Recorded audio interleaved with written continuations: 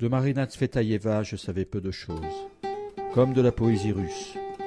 Mes centres d'intérêt, mes choix idéologiques, n'avaient ramassé dans leur filet que la figure solaire de Maïakovski et de sa belle-sœur Elsa, compagne d'Aragon. Sans compter qu'Elsa Triolet est plutôt considérée comme un écrivain français, d'origine russe. Et pourtant, régulièrement, je croisais un mot, un article, la couverture d'un livre, une citation.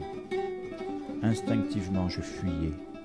Je retardais toujours le moment de faire plus ample connaissance, entretenant ainsi un désir et un mystère, alors que sans doute, je n'étais que trop certain de ce que j'allais découvrir.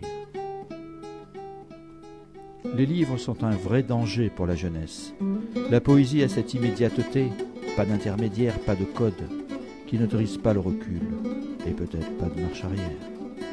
Sachant cela, j'étais prudent. Et puis c'est amusant d'attendre, de noter tous les efforts que le grand corps malade, culturel et social effectue pour adresser signe sur signe. Mais je n'étais pas un russe blanc à l'époque où j'essayais de comprendre l'itinéraire des artistes russes et de la Révolution. Aussi Marina avait beau me fixer de son regard rebelle à tout, je n'avais pas souhaité poursuivre plus loin l'aventure. Et puis soudain les choses s'accélèrent.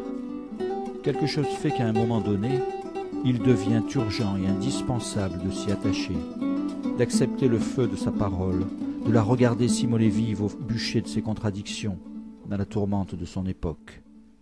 Les signes se firent plus forts, plus répétés, plus évidents, sans doute ceux du moment. Marina Tsvetaeva, poète.